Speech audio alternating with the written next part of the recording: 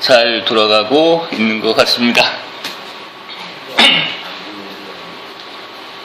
찍어만 놓으면 이제 편집하면 되니까. 실은 관장님한테 강의 말씀을 들은 거는, 제의를 들은 거는 이제 지난주 수요일날, 딱 일주일 전이에요. 화요일날, 원래는 우리 강릉 가기로 했었잖아요. 근데 이제 강릉을 못 가게 됐으니까 급하게 하자. 그래서, 묻지도 않고 이해했습니다. 왜냐하면 이 강의 하나 만들어 보려고 그랬거든요. 그런데 강의 만들어서 발표할 데가 없으면 만들어도 이게 헛거잖아요. 근데 마침 또 제안을 해주셔서, 그래서 그 강사 몸값을 올리려면 좀 튀겨야 되는데, 시간이 너무 촉박해서 안 됩니다. 뭐 이렇게 핑계를 대고 해야 되는데, 저는 성격이 또 그렇지 못하고, 그래서 알았습니다. 바로 구상을 한 5일 정도 했고요. 만들기는 이제 어제 오늘 만들었습니다. 그래서 처음 발표하는 게 아니라 혹시 매끄럽지 않아도 이해를 해주시기를 바라겠습니다. 금년에 2019년 일본이 무엇을 노리나, 이걸 이제 표제로 정했습니다. 일본은 제 생각에는 여기에 들어있는 모든 예측은 전부 제 개인적인 생각입니다. 아마도 소위 말하는 안보 헌법으로 개헌을 하기 위한 모든 포커스가 맞춰져 있다고 생각을 합니다. 점잖은 말로 안보 헌법이라고 하고요.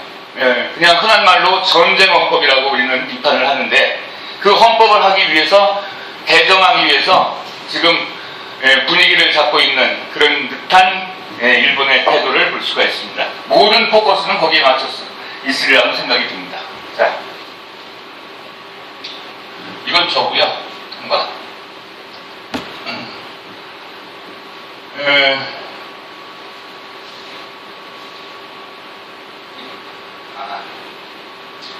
이게 이제 작년 말에 대법원에서 판결나는 강제징용에 대한 그 대법원 판결 노수입니다.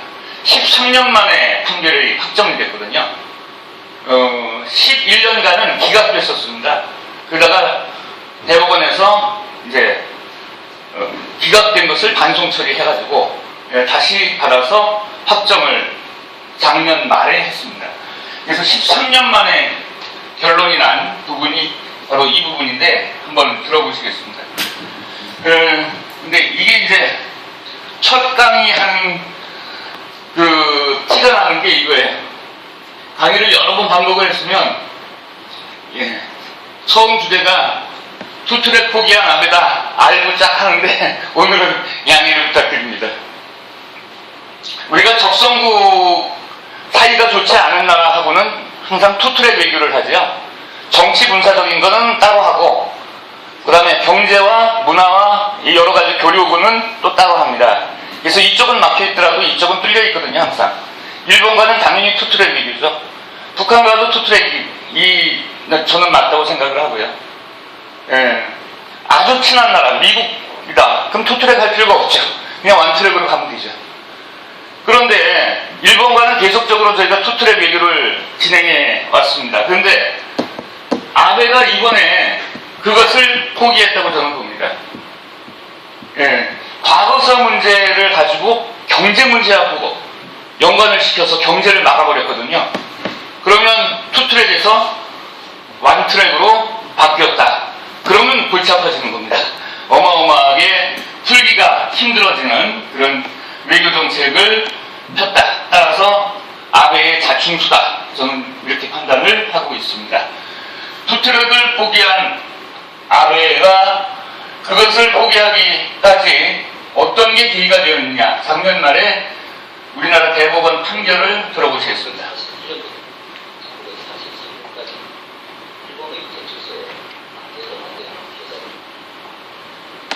2005년 1월경 한일 청구권 협정 관련 문서가 공개되었고, 본부들은 2005년 6월경 일본 기업인 피고를 상대로 이 사건 손해배상 청구의 소를 제기하였습니다. 제1심과 제2심에서는 원고들이 패소하였으나 대법원 2012년 5월 24일 선고 2009-6862고 판결은 청구권 입증에도 불구하고 원고들이 피고를 상대로 손해배상 청구권을 행사할 수 있다는 취지로 판단하였습니다. 판소 후 제2심은 판소 판결 취지에 따라 피고가 원고들에게 종합하여 보면 원고들의 손해배상 청구권을 청구권 협정의 적용 대상에 포함된다고 보아야 하고, 다만 원고들의 개인 청구권 자체는 청구권 협정만으로 당연히 소멸한다고 볼 수 있고, 청구권 협정으로 그 청구권에 관한 대한민국의 외교적 보호권이 포기된 것에 불과하므로 원고들은 여전히 대한민국에서 피고를 상대로 서로서 권리를 행사할 수 있다는 취지입니다. 대법관 권순이 대법관 조재현의 반대 의견 조지는 다음이었습니다. 원고들의 손해배상 청구권이 청구권 협정의 적용 대상에 포함된다고 봐야 한다는 점에서는 별개의 의견 이와 같지만 별개의 의견 이처럼 외교적 보호권에 한정하여 포기된 것이라고 보는 것은 타당하지 않고, 청구권 협정에 따라 원고들의 권리 행사가 제한되는 것이라고 보아야 하므로 원고들은 피고를 상대로 서로서 권리 행사를 할 수 없으며 대한민국이 지금이라도 원고들과 같은 강제동원 피해자들에 대하여 정당한 보상을 하여야 한다는 취지입니다. 대법관 김재영, 대법관 김선수의 다수 의견에 대한 보충 의견의 요청, 조약 해석의 일반 원칙에 따라오면 다수 의견 입장이 타당하다는 취지입니다. 이상과 같은 이유로 다음과 같이 중은 상고를 모두 기각합니다. 상고 비용은 피고하고 합니다. 예, 어려운 법률 용어라 조금 자, 저 동영상을 준비해야 될 것 같습니다. 자, 이렇게 해서 대법원 판결이 났고요. 여기 이제 그 판결에 강하게 반발한 일본 정권에서는, 아베 정권에서는 소위 말하는 백색 국가 제외 조치를 취하게 됩니다. 이거는 경제 문제로 완전히 보는 건데요. 백색 국가 잘 아시겠습니다만은 나한테 굉장히 위험한 사람들 또는 위험한 나라의 리스트를 적으면 뭐라 그러죠? 블랙리스트라고 그러죠. 그럼 나한테 굉장히 친한 친구들, 블랙리스트의 반대의 개념을 작성을 하면 그건 화이트리스트라고 하죠. 화이트리스트를 우리말로 번역하면 백색 국가가 됩니다. 따라서 흑색 국가, 그럼 우리한테 위험한 나라, 백색 국가 그러면 우리한테 좋은 나라. 그러면 화이트리스트, 즉 일본이 우리 대한민국을 화이트리스트에 집어넣었거든요. 그래서 어떠한 공산품을 판매를 한다. 그러면 그 공산품이 군사용으로 전용이 될 수 있는 가능성이 있는 부품인데도 불구하고 그냥 허가 내지 않고 믿고 판다. 이게 화이트리스트 국가들한테 주는 혜택이었습니다. 그런데 문제는 화이트리스트에서 빠지면 어떻게 되느냐. 이거를 군사적으로 전용할 위험성이 있나 없나를 수출할 때 매번 일본 정부가 심사를 해서 수출 승인을 내준다는 거죠. 그런데 문제는 이 종목이 대부분이 뭘로 되어 있냐면 스마트폰을 만드는 지금 반도체 최첨단 기지로 되어 있습니다. 자,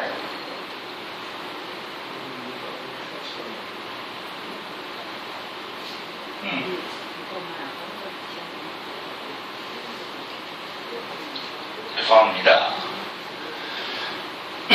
자, 그래서 화이트리스트라는 게 이제 그런 것이고, 그것이 이번에 빠져서 문제가 되는 거죠. 자, 잠깐 보시겠습니다. 2018년 10월 30일 날, 2018년 10월 30일, 신일철주금의 11월 29일 날 미쓰비시 중공업에 배상명령을 내렸습니다. 그 다음에 금년 1월 2일 날 신일철주공 한국 자산 강제 디팡을 신청했고요. 등등 해서 쭉 보니까 맨 마지막에 보시면 여러분도 잘 아시겠습니다만 2019년 8월 28일 날 일본은 화이트리스트에서 한국을 제외하는 조치를 확정 실행한다고 공표를 한 게 바로 8월 2일 날입니다. 그래서 화이트리스트에서 우리 대한민국이 빠졌습니다. 그러면 문제는 뭐냐면 삼성이 예를 들어서 스마트폰을 급히 출시를 해야 되는데 몇 월 며칠 날 출시한다라고 딱 못을 박았어요. 그런데 핵심 제품이 딱 하나다.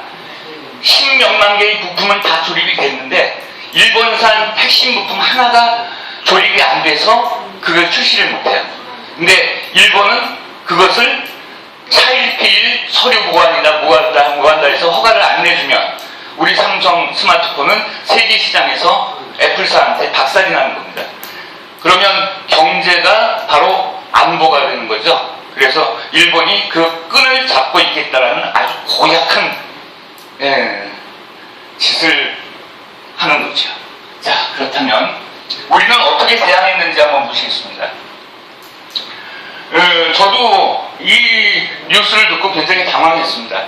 그렇다면 대체 소위 말해서 그 상품이 없을 때 다른 걸로 대체할 수 있는 대체 상품이 있느냐 없느냐가 관건이 되지 않습니까? 그런데 저는 없다고 생각을 했어요.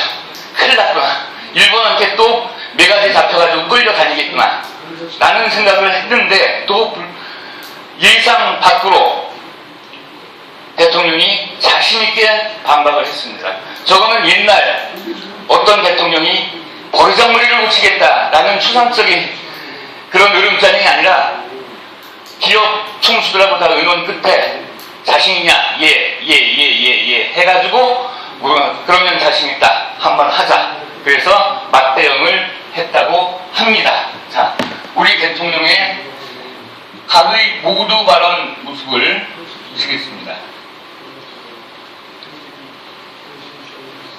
이상한 외교 경제 상황에 대응하기 위해 긴급하게 국무회의를 소집했습니다. 오늘 오전 일본 정부는 우리나라를 백색 국가에서 배제하는 결정을 내렸습니다. 문제 해결을 위한 외교적 노력을 거부하고 사태를 더욱 악화시키는 대단히 무모한 결정으로 깊은 유감을 표합니다. 외교적 해법을 제시하고 막다른 길로 가지 말 것을 경고하며 문제 해결을 위해 머리를 맞대자는 우리 정부의 제안을 일본 정부는 끝내 받아들이지 않았습니다. 일정한 시간을 정해 현재 상황을 더 이상 악화시키지 않으면서 협상할 시간을 가질 것을 촉구한 미국의 제안에도 응하지 않았습니다. 우리 정부와 국제사회의 외교적 해결 노력을 외면하고 상황을 악화시켜온 책임이 일본 정부에 있는 것이 명확해진 이상 앞으로 벌어질 사태의 책임도 절적으로 일본 정부에 있다는 점을 분명히 경고합니다. 무슨 이유로 변명하든 일본 정부의 이번 조치는 우리 대법원의 강제징용 판결에 대한 명백한 역보복입니다. 또한 강제노동 금지와 상권 분립에 기초한 민주주의라는 인류 보편적 가치와 국제법의 대원칙을 위반하는 행위입니다. 일본이 G20회의에서 강조한 자유무역 질서를 스스로 부정하는 행위입니다. 개인 청구권은 소멸되지 않았다고 일본 정부 자신이 밝혀왔던 과거 입장과도 모순됩니다. 우리가 더욱 심각하게 받아들이는 것은 일본 정부의 조치가 우리 경제를 공격하고 우리 경제의 미래 성장을 가로막아 타격을 가하겠다는 분명한 의도를 가지고 있다는 사실입니다. 우리의 가장 가까운 이웃이며 우방으로 여겨왔던 일본이 그와 같은 조치를 취한 것이 참으로 실망스럽고 안타깝습니다.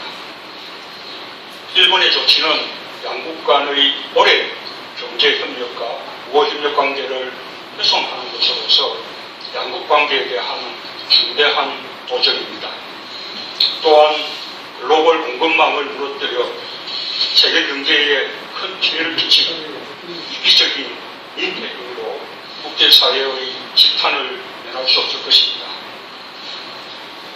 일본의 조치로 인해 우리 경제는 엄중한 상황에서 어려움이 더해졌습니다.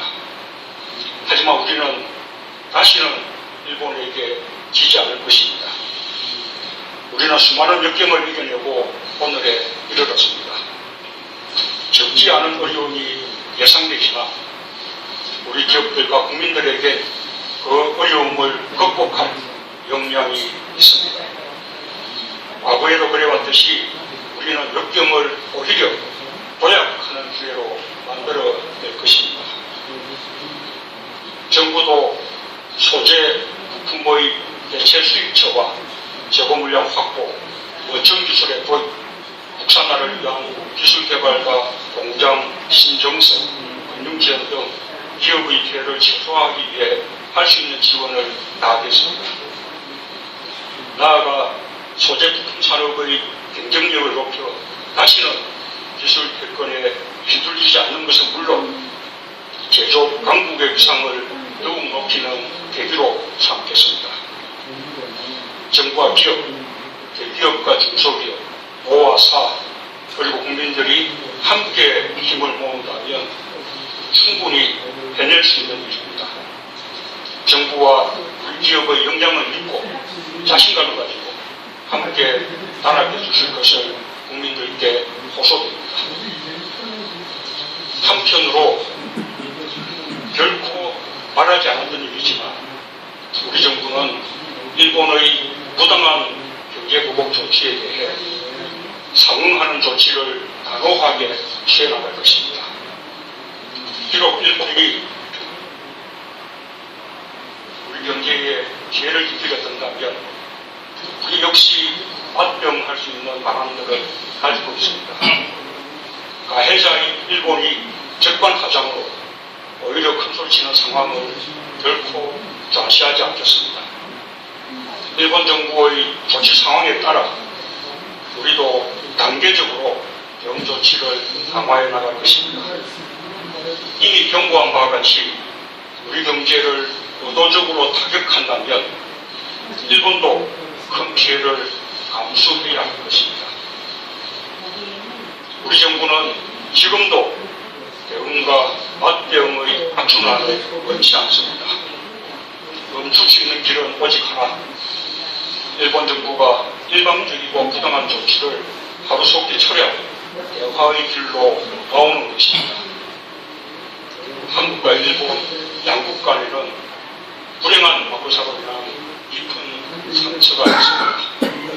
하지만 양국은 오랫동안 그 상처를 떼매고 약을 바르고 붕대를 감으며 상처를 치유하려 노력해왔습니다. 그런데 이제 와서 가해자인 일본이 오히려 상처를 입는다면 국제사회의 양식이 결코 용인하지 않을 것이라는 점을 일본은 직시하기 바랍니다. 국민 여러분께도 특별히 말씀드립니다. 우리는 올해 특별히 3.1 독립운동과 임시정부 수립 100주년을 기념하며 새로운 미래 100년을 가지고 있습니다. 힘으로 상대를 제압하는 질서는 과거의 유물일 뿐입니다. 오늘의 대한민국은 과거의 대한민국이 아닙니다. 국민의 민주 역량은 세계 최고 수준이며 경제도 비할 바 없이 성장하였습니다. 어떠한 어려움도 충분히 극복할 저력을 가지고 있습니다. 당장은 어려움이 있을 것입니다. 그러나 도전에 굴복하면 역사는 또다시 반복됩니다. 지금의 도전을 오히려 기회로 여기고 새로운 경제 도약의 계기로 삼는다면 우리는 충분히 일본을 이겨낼 수 있습니다. 우리 경제가 일본 경제를 뛰어넘을 수 있습니다. 역사에 지름길은 있어도 생리학은 없다는 말이 있습니다. 언제 언젠가는 넘어야 할 산입니다. 지금 이 자리에 멈춰선다면 영원히 산을 넘을 수 없습니다. 국민의 위대한 힘을 믿고 정부가 앞장서겠습니다. 도전을 이겨낸 승리의 역사를 국민과 함께 또 한 번 만들겠습니다. 우리는 할 수 있습니다. 정부가 부처도 기업의 어려움과 함께 한다는 비상한 각오로 임해주기 바랍니다. 네, 이렇게 해서 경제전쟁이 터졌습니다. 그런데요, 제가 지금 강의를 한국사를 하고 있는데 대상이 학원 강의지만 청소년 강의도 있고 검정고시랑 만학도 강의도 있습니다. 그래서 이런 내용을 이제 질문을 받죠. 쌤, 어떻게 되는 겁니까? 라는 질문을 받았을 때 이 얘기를 쫙 해주잖아요. 그러면 성인반, 그러니까 만학도반에서는 굉장히 염려가 커요. 일본과의 격차가, 기술 격차가 20-30년 정도 난다는데 우리가 일본을 이길 수 있겠어? 극복할 수 있겠어? 근데 청소년들은 10대 후반, 20대 청소년들한 역시 질문을 합니다. 그래서 이러이러하게 극복할 수 있어. 맞아요, 선생님. 제조업 분야에서는 20-30년 뒤졌다고 하더라도 지금은 제조업으로 먹고 사는 시대가 아니에요. IT 산업으로 먹고 사는 시대예요. IT 산업에 관한 한 한국이 일본보다 뒤진 거 없어요라는 자신감을 가지고 있더라고요. 그래서 조사를 해봤습니다. 실제로 IT 산업, 지금 먹고 사는 IT 산업 부분에 있어서는 일본보다 앞서가는 종목이 더 많다는 겁니다. 무역전쟁을 하면 우리가 이기는 품목이 더 많다는 겁니다. 그리고 이번 기회에 국산화를 추진을 하는데 이미 국산화에서 단연 선두 나가는 기업이 있더라고요. LG입니다.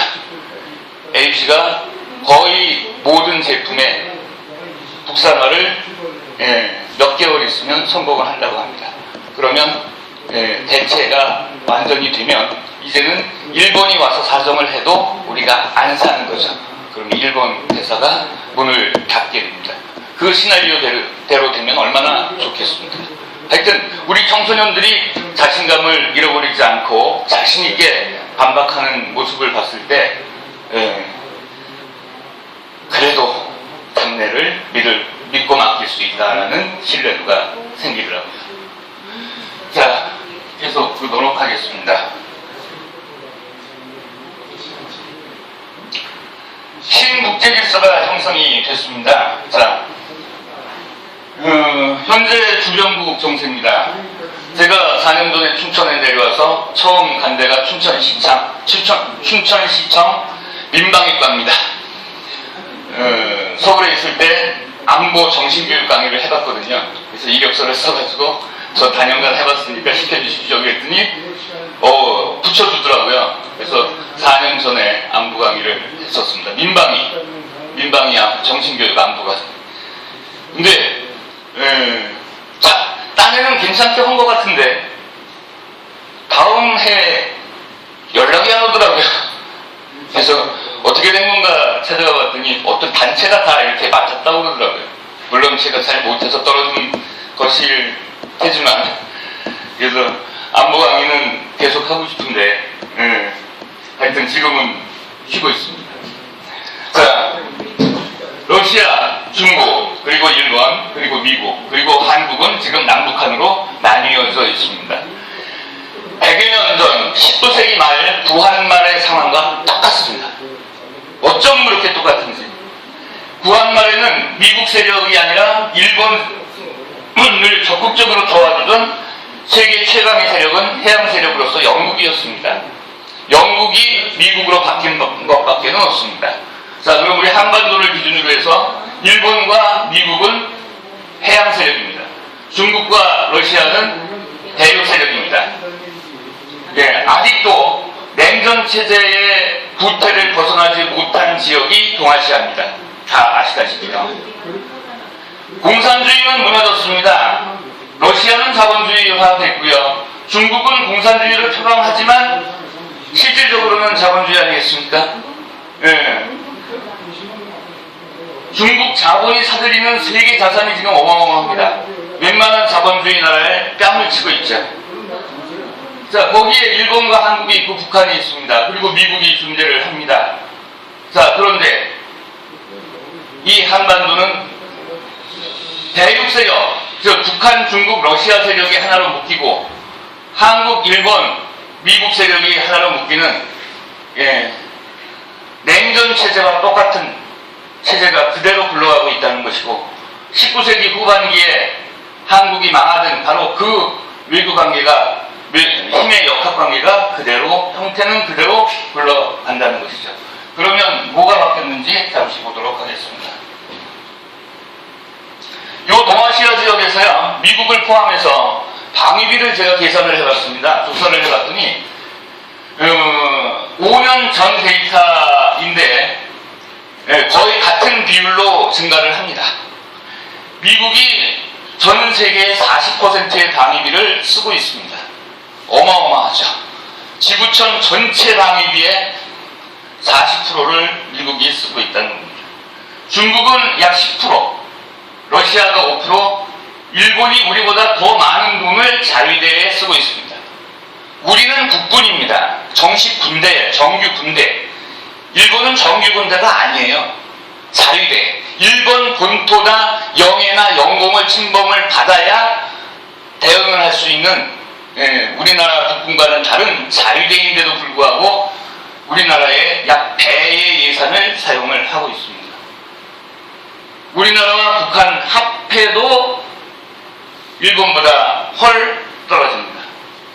자, 그래서 이 6개국 한반도를 둘러싸고 있는 태평양 건너에 미국을 포함한 동아시아 6개국의 총 국방비가 전 세계의 몇 프로인지 아십니까? 60%입니다. 그럼 하얗고죠. 전 세계 군사비의 60%를 6개의 나라가 쓰고 있는 지역은 당연히 하얗고죠. 어디서 하나 터지면 바로 6개의 국가가 전체가 다 터진다는 거죠. 자, 계속 가겠습니다. 핵탄두 보유 현황을 조사를 해봤습니다. 그랬더니 물론 냉전 체제에서 만들어진 것입니다만 러시아가 소련 시절에 만든 것이라 제일 많습니다. 8,000개가 넘고 미국은 7,000개가 넘고요. 그 다음에 중국, 프랑스, 영국이 비슷하고요. 인도, 파키스탄이 비슷하고요. 이스라엘도 약 100개 정도를 보유를 하고 있습니다. 북한은 6개에서 8개의 핵탄두가 있다라고 추정을 하고 있습니다. 왜냐하면 본 사람이 없거든요. 근데 있기는 있어요. 있는 것 같아요. 자, 그렇다면 논리적으로 청소년 학생들이 이렇게 물어봅니다. 핵탄두 7,600개를 가지고 있는 나라가 핵탄두 8개를 가지고 있는 나라한테 핵을 포기하라고 얘기하면 지네들부터 먼저 폐기해야 되는 거 아닙니까? 뭐라고 설명해야 됩니까? 이게 논리적으로 막혀요. 그래서 저는 이렇게 얘기를 합니다. 40, 50된 어른이 가지고 있는 라이터하고 10살 미만의 어린아이가 가지고 있는 라이터는 사용 용도가 다르답니다. 40, 50대 어른이 가지고 있는 라이터는 1만 개를 가지고 있어도 불이 안 나지만 10살 미만의 어린아이가 라이터 2-3개만 가지고 있어도 불장난을 할 우려가 있다. 이렇게밖에는 설명을 못합니다. 궁색한 설명이지만 앞에서는 당당하게 하고 그리고 뒤에서 조사를 해보죠. 자, 어찌되었든 간에 러시아와 미국이 가지고 있는 핵탄두 숫자만 합하면 16,000개가 넘습니다. 저게 한꺼번에 터진다면 아마 지구뿐만이 아니라 태양계 전체의 행성이 날아갑니다. 그런 세계에서 살고 있습니다.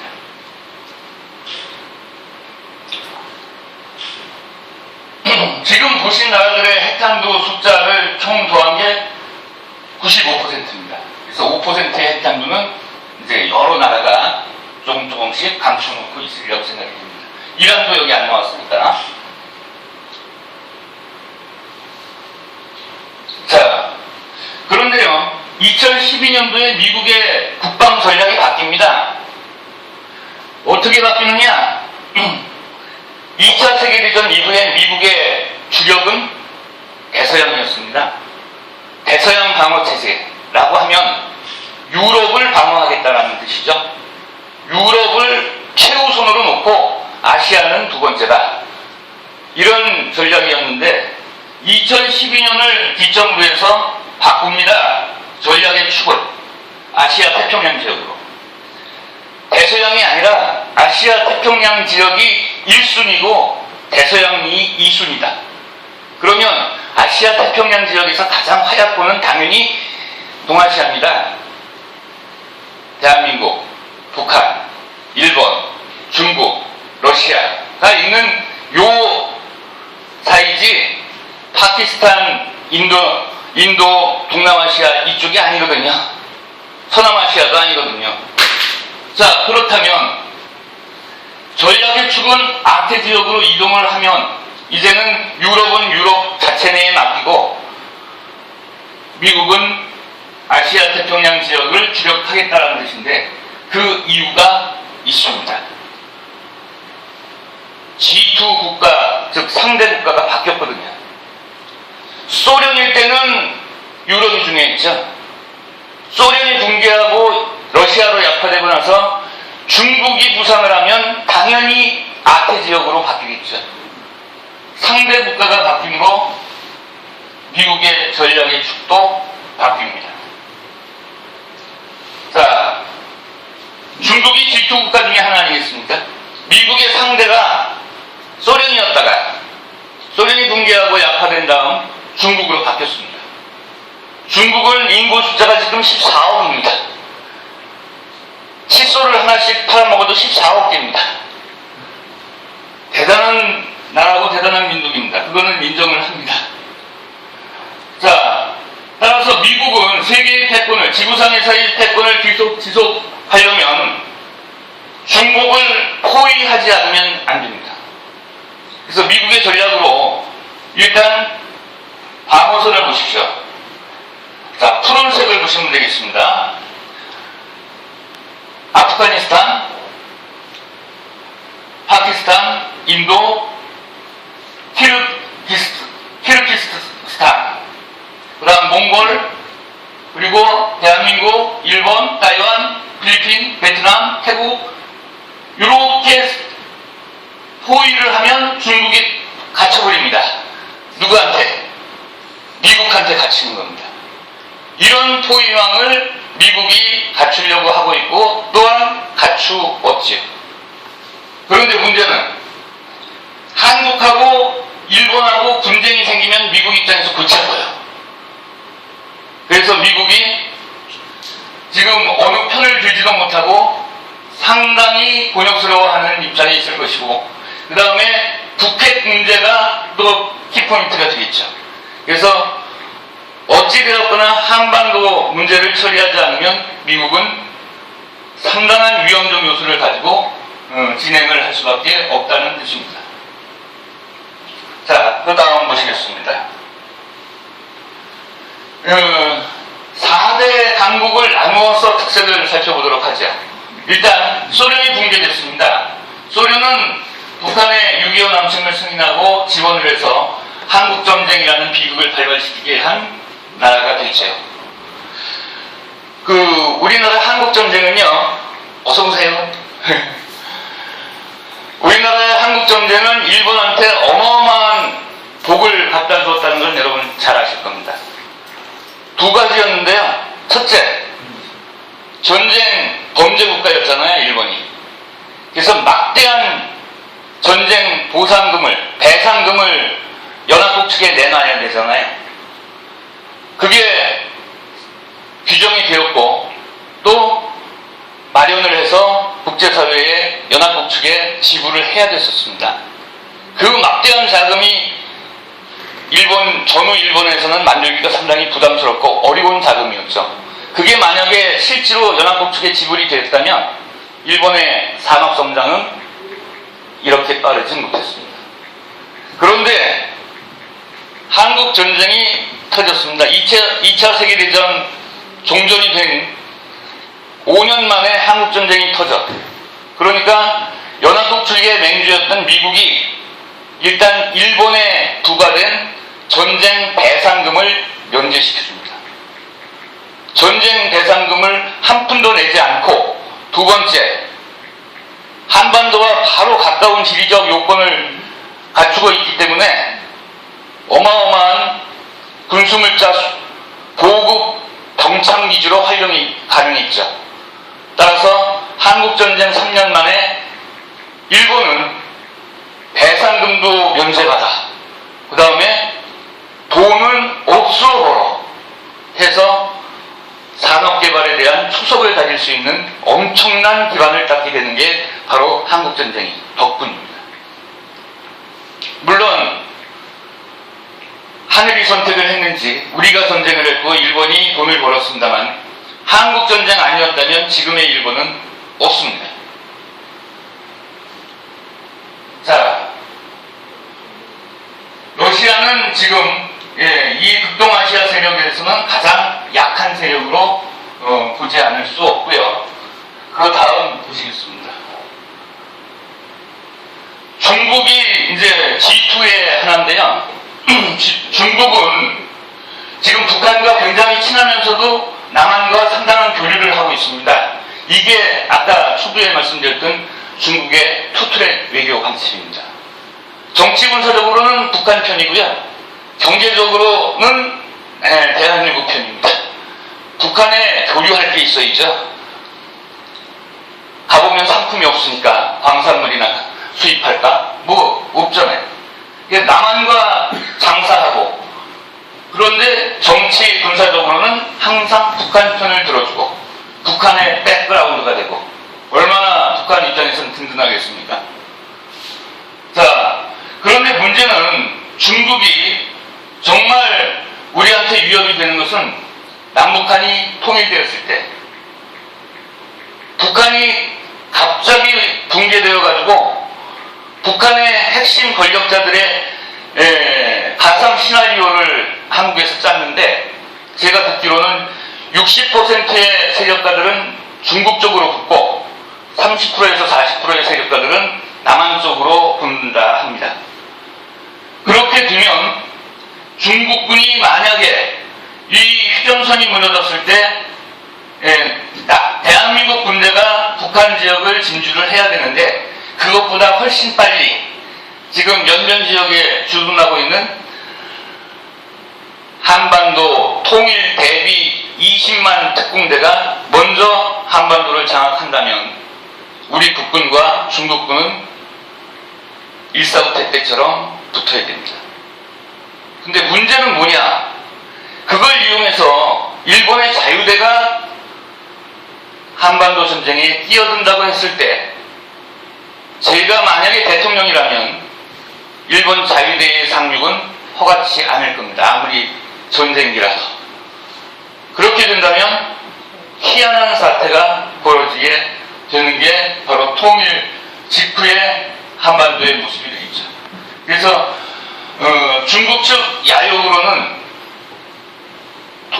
북한의 붕괴를 어쩌면 기다리고 있다라고 볼 수가 있는 부분입니다.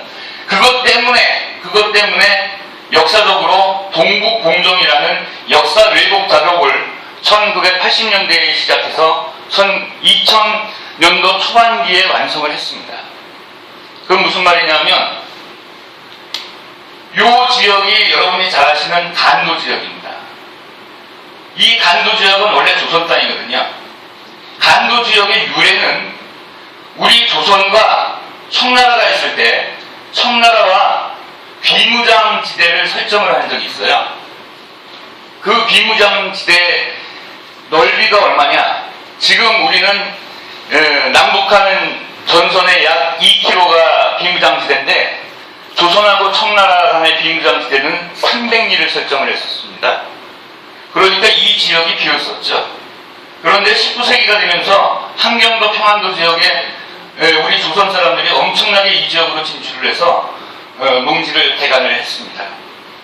그리고 우리나라로 선포를 하기도 했었습니다. 함경도의 일환으로. 이게 간도 지역입니다. 근데 지금 중국 행정구역으로 가서 연변 조선족 자치구가 되었죠. 여기도 우리 땅임에 우리 땅이 분명한데 문제는 중국이 역사 왜곡을 어떻게 했느냐. 요 땅 그리고 서울의 아차산 부근까지 그 이북 땅은 전부 옛날부터 내려왔던 중국의 고토다.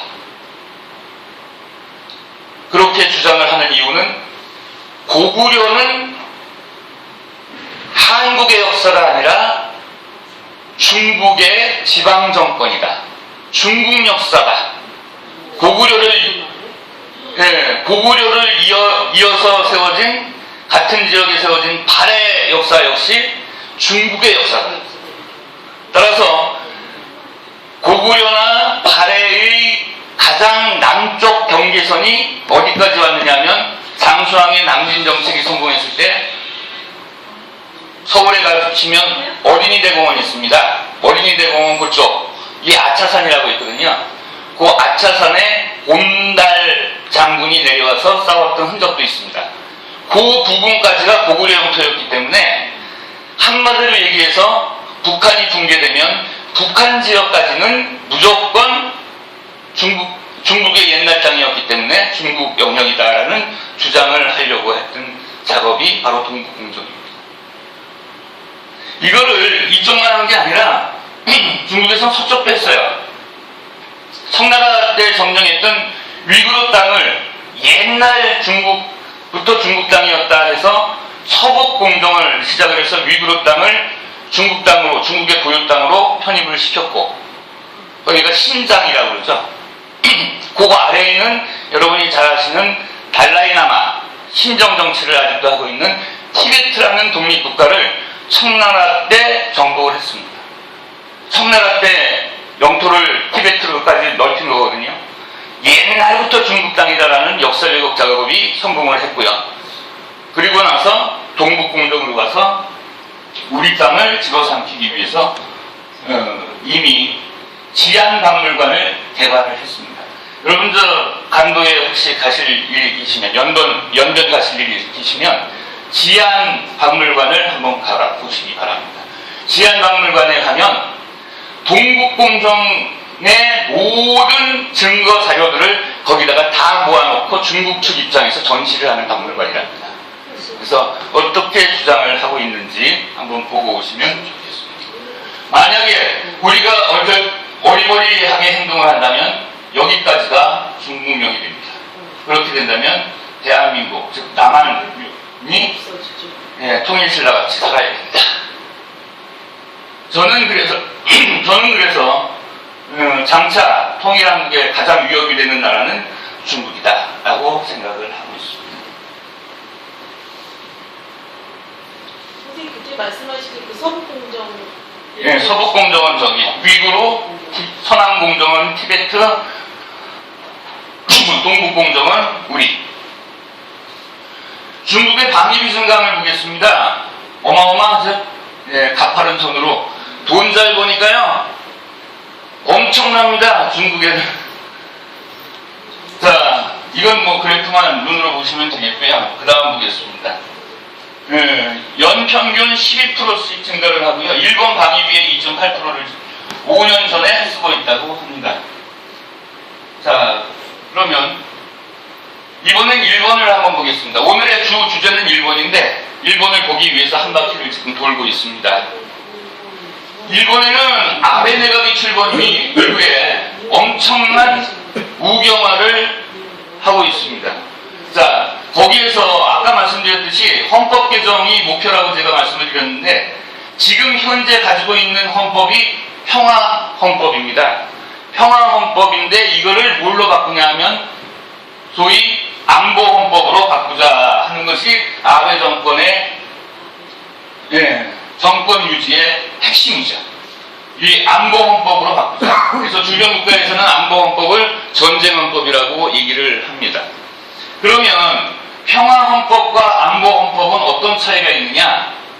평화헌법은 다른 나라 군대가 일본의 본토나 영공이나 영해를 직접 공격을 했을 때부터 전쟁이 시작될 수 있어요. 직접 공격을 받지 않은 상태에서는 아무리 외국이 선전포고를 했어도 일본이 먼저 공격할 수는 없습니다. 그래서 잘 됩니다. 그런데 아베 내각이 노리는 것은 요 평화헌법을 안보헌법으로 바꾸면 어떻게 되느냐? 일본을 먼저 공격하는 나라가 아니에요. 그거보다 하나 더 나가.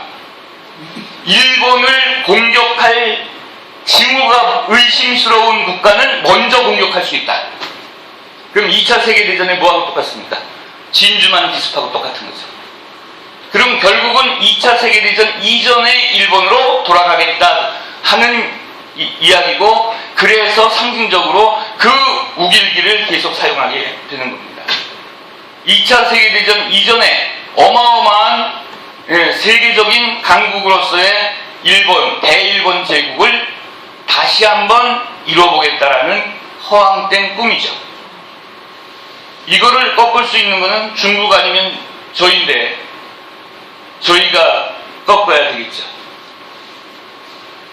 자, 그 과정에서 1단계가 아까 보셨던 대통령 모두발언이었습니다. 우리가 일본과 현재 단기간에 풀어야 될 것은요, 독도 문제. 제가 독도 강사 아니겠습니까? 독도 문제 마무리를 해야 되고요. 위안정 신재 할머니 사과 문제, 그리고 동해 통일 문제, 이 세 가지를 같은 현안으로 보고 대일본에 관한 정책을 수립을 해야 됩니다. 근데 이번에 나타났던 것은 이 세